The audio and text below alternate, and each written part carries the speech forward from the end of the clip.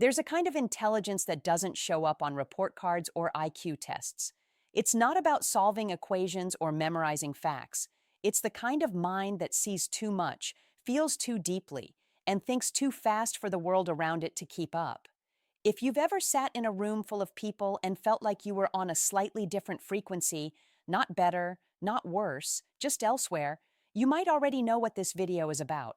Because being too smart isn't about superiority. It's about misalignment. It's the curse of noticing patterns others ignore. It's the boredom that kicks in once you understand something too quickly. It's the frustration of dumbing yourself down just to avoid being called weird, arrogant, or too serious. People think intelligence is a gift, and yes, it is. But it's also distance. It's watching conversations you can't relate to. It's questioning things everyone else accepts. It's caring about meaning in a world obsessed with distraction. And sometimes it's being the only one in the room who sees the elephant everybody else pretends isn't there.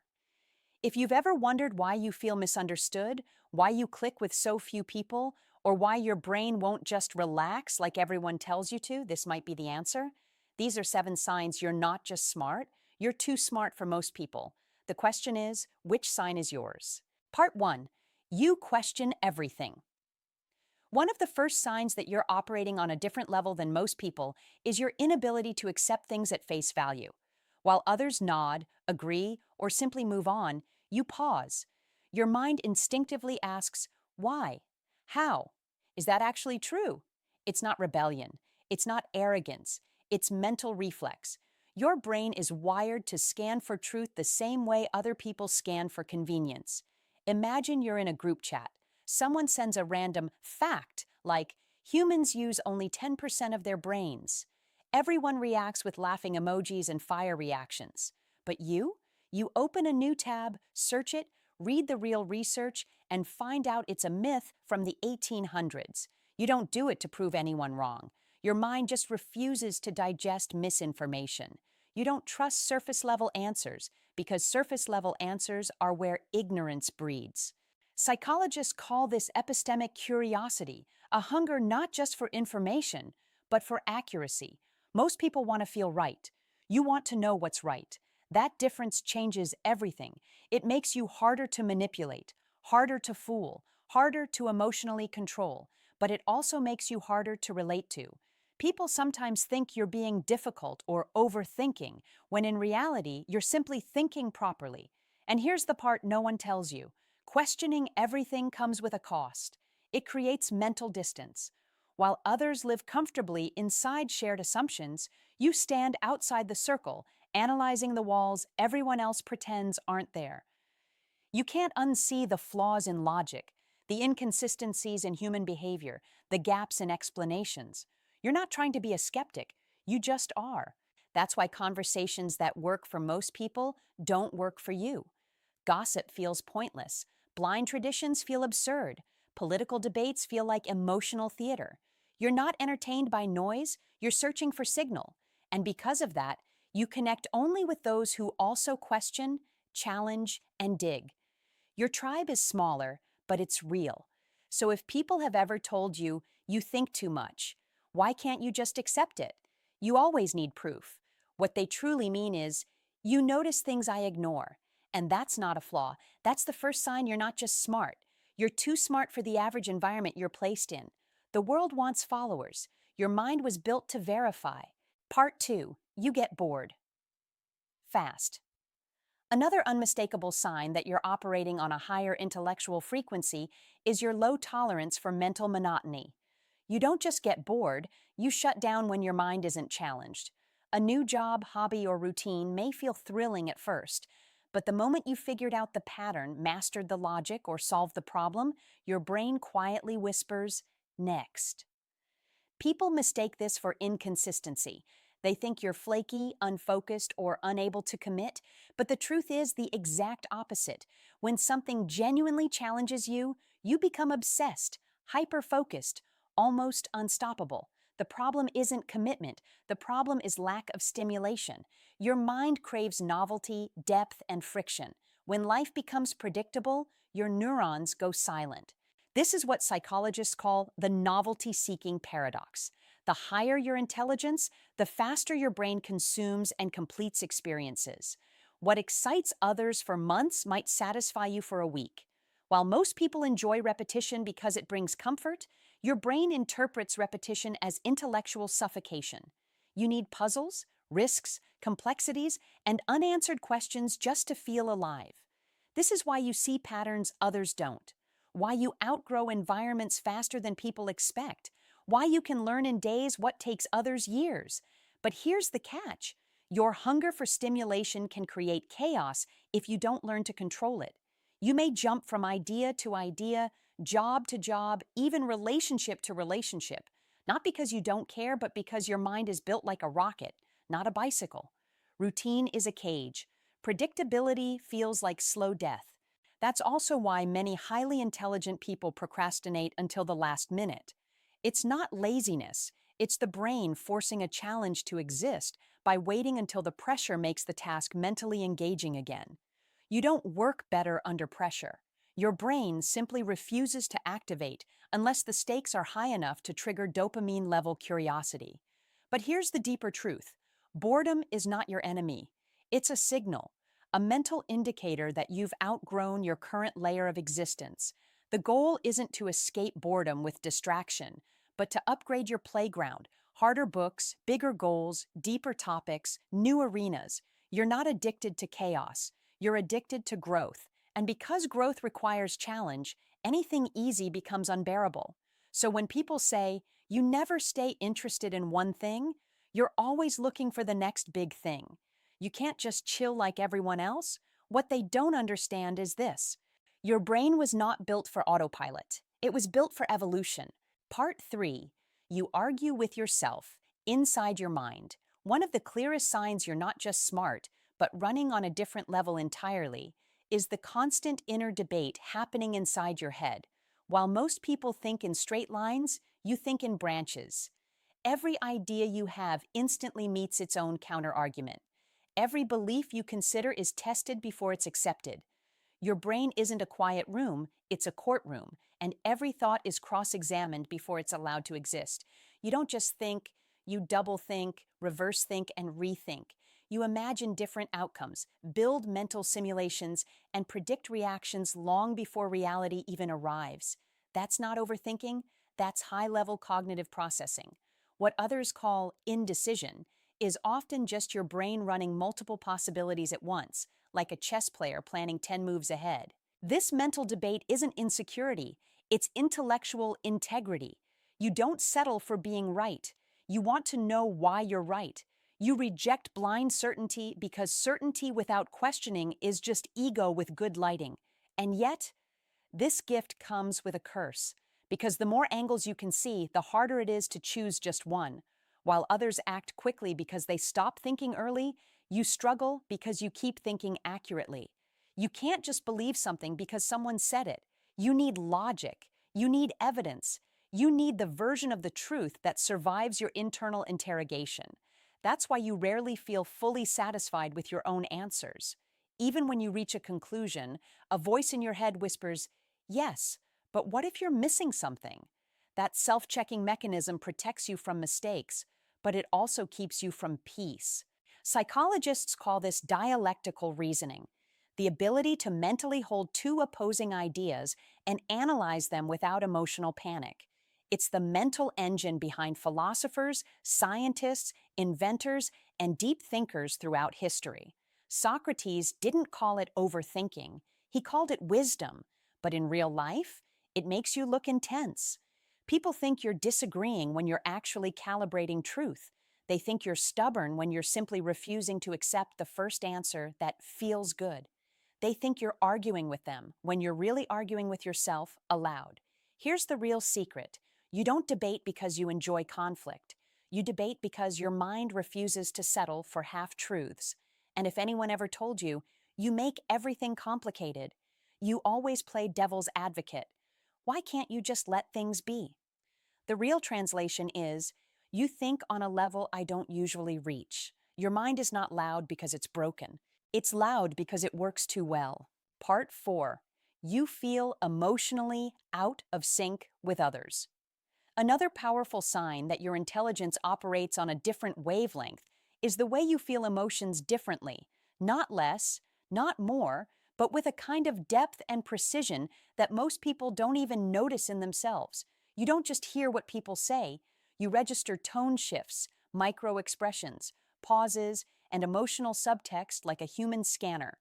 While others react to what's spoken, you react to what's meant. Most people take social interactions at surface value.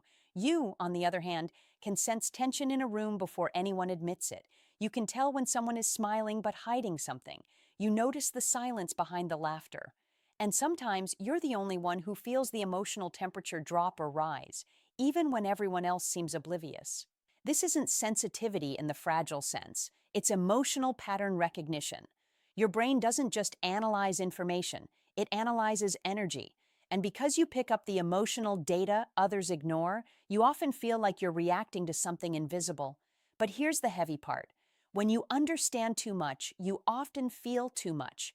You're not just carrying your emotions, you're unconsciously carrying the emotional weight of everyone in the room. That's why social gatherings can feel draining, not because you dislike people, but because you're processing all the things they don't say out loud. Psychologists call this high emotional intelligence with hyper-awareness, a trait often found in intellectually gifted individuals. It makes you good at reading people, comforting them, advising them, but at the same time, it makes you mentally tired in ways most people don't understand. They think you're quiet because you're shy, but you're quiet because you're processing. They think you're cold because you don't react instantly, but you're calm because you're observing before responding. They think you're detached, but you're just mentally and emotionally overloaded. And worse, you may feel out of sync because you're living life at two levels at once. The external interaction, what's happening, the internal analysis, why it's happening, what it means, what's being hidden. That dual awareness is a superpower, but it can also make you feel like an outsider even in rooms full of people you love. While others socialize for fun, you socialize with awareness. While others feel emotions and move on, you feel emotions and decode them. So if you've ever walked away from a conversation thinking, why do I feel tired when nothing even happened? Or why do I pick up on things no one else sees? It's because your brain isn't just thinking, it's feeling intelligently. Not everyone can meet you at that level. And that's not loneliness, and that's clarity. Part 5. You see patterns everywhere.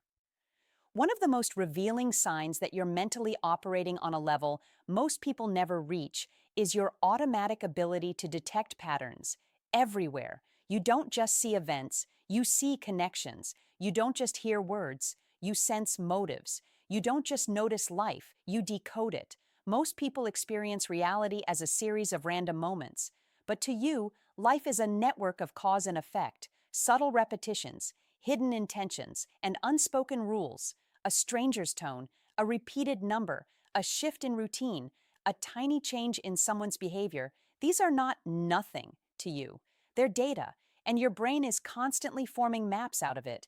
This is why you predict outcomes before they happen, why you know someone is lying before they finish their sentence, why you can sense when a situation is about to collapse long before anyone else feels the tremor. To others, it looks like intuition. To you, it feels like pattern recognition on autopilot. Psychologists call this high analytic intelligence combined with abstract thinking. It's the same trait that helped Newton see gravity in a falling apple and Tesla see inventions in flashes of lightning. But here's the twist. This gift is not always glamorous. Because when your brain connects dots faster than most people can even see the dots, you end up overthinking simple things, seeing deeper meaning where others see coincidence. Feeling mentally restless because nothing stays just basic. Getting frustrated when people don't understand what feels obvious to you. You're not trying to read too much into it. You just cannot unsee the patterns. You notice emotional patterns, social patterns, relationship patterns, manipulation patterns, even self-sabotage patterns in others and in yourself. You see how people repeat their past, how society loops its own mistakes, how history is a remix of previous timelines dressed in new clothing. But here's the hidden cost. When your brain is always scanning for meaning, you rarely get to relax into the moment. Your mind is working even when you look still. You're decoding while others are just existing. And sometimes you wish you could be blissfully unaware, just once. But that's not how your brain is built. You weren't designed to drift. You were designed to detect, analyze, and awaken. So when people say, "Why do you always think so deeply? Why can't you just enjoy things?" You're over-analyzing again. What they don't understand is this: you're not searching for meaning.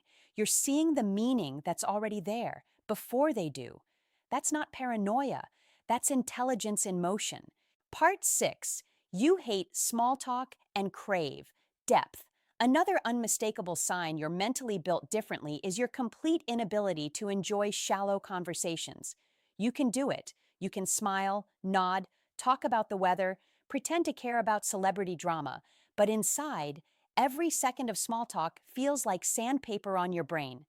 It's not because you're rude or antisocial, it's because your mind is starving for substance. While most people are comfortable talking about random daily events, you want to discuss the why behind things. You want conversations that expand your thinking, stretch your perception, and leave you with something to reflect on when you walk away. You want to talk about the human mind, the future, the universe, trauma, purpose, psychology, energy, dreams, consciousness, not Karen's cat, office gossip, or the weekend sale at Walmart. This isn't arrogance. This is intellectual appetite. Your brain is wired for ideas that mean something. You crave conversations that feel like discovery, dialogues where both minds walk away changed. You want, "What do you think the world will look like in 50 years? Not, "Did you see what she posted on Instagram?" You want, "Why do humans fear uncertainty?" Not, "So, how's work?" And yet, this creates distance, because in a world that survives on surface-level chatter, depth is seen as too serious, too intense, or too much. People say you make things heavy. They call you quiet, mysterious, distant, or worse, uninterested. But the truth is simple: you're not bored of people. You're bored of conversations that don't touch anything real. Small talk is a filter. It tells you who is just passing time and who is worth time. And that's where the misalignment happens. You don't connect through noise, you connect through truth. That's why when you do find someone you can have real conversations with, your soul unlocks, time disappears, words flow, eye contact becomes effortless. Your brain finally relaxes because it's no longer pretending to be smaller than it is. Psychologists call this need for depth high openness to experience plus introspective intelligence.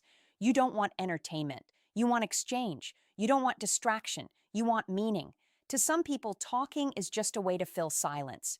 To you, talking is a way to explore existence. So if anyone has ever told you, "Why do you always talk about deep stuff? Can't you just have fun like a normal person?" You're too intense for casual conversation. What they really mean is, "I'm not built to meet you at your depth. You're not hard to talk to. You just speak the language of minds that go beyond the surface." Part 7. You feel like an outsider, even around people you love. Perhaps the most defining sign that you're too smart for most people isn't found how you think, but in how you feel. You can be surrounded by friends, smiling faces, warm conversations, even love, and still feel slightly detached, like you're watching life through glass instead of living inside it. Not lonely, not sad, just misaligned. This feeling doesn't come from superiority. It comes from awareness. When you see life from multiple perspectives at once, it becomes hard to fully sink into any single moment the way others do. While others are enjoying the scene, you're also analyzing it, observing it, narrating it in your mind, questioning its meaning, sensing its fragility. You're in the moment and outside it at the same time. That's what psychologists call metacognition fatigue, the exhaustion of being hyper-aware of your own awareness. You don't just live life, you watch yourself living it. You notice how fast time is passing. You sense the emotional undercurrents no one talks about. You see how relationships shift in micro moments. You understand how temporary everything really is. And sometimes, That level of clarity makes belonging feel like an illusion. You can adapt to any group, connect with different personalities, talk to anyone, but you rarely feel fully understood. Not because people don't care, but because they don't think at the same depth you feel. You don't want hundreds of friends. You want one mind that sees the world the way you do. That's why you bond so rarely. But when you do, it's instant recognition. You don't meet people, you find your kind. Famous thinkers, artists, philosophers, inventors, Da Vinci, Kafka, Tesla, Jung, they all wrote about the same invisible distance, the sense of watching the world from slightly above it, loving humanity but not fully inside it, not broken, just out of sync with the rhythm most people live by. Here's the deeper truth. You're not disconnected. You're differently connected. You don't lack belonging. You're waiting for the rare kind of belonging that feels real. And if you've ever thought, I feel like I'm always with people but never truly with them, or I feel more at home in my own mind than in most social spaces, then you're not antisocial. You're mentally over-evolved for artificial connection. You weren't meant to blend in. You were meant to observe, question, reshape, and awaken. Some people fit into the world. Others are born to understand it, then rebuild it from the outside in. You already know which one you are. Being too smart for most people was never about grades, bragging rights, or feeling superior. It was about living with a mind that refuses to shrink just to belong. If you saw yourself in these signs, you're not broken, dramatic, distant, or too much. You're simply wired for a level of thought, depth, and awareness that most environments weren't designed for. Yes, it can feel isolating. Yes, it can be exhausting to think while others just react, to feel patterns while others feel moments, to seek meaning while others chase distraction. But don't mistake difference for defect. You're not hard to understand, you're just not easily understood. And that's a very different thing. The world needs minds like yours. The thinkers, the observers, the pattern seers, the quiet rebels, the ones who question instead of accept, who build instead of follow, who seek truth instead of comfort. You're not here to fit into every room. You're here to find the room that finally feels like home. So don't dim your mind to make others comfortable. Don't apologize for depth. Don't force yourself into conversations that starve you. Somewhere out there are people who will hear your thoughts and say, finally, someone who thinks like I do. Until then, remember this. You are not alone. You are not strange. You are not too much. You are simply rare, and the rare are never understood by the many. Stay sharp, stay curious, stay different.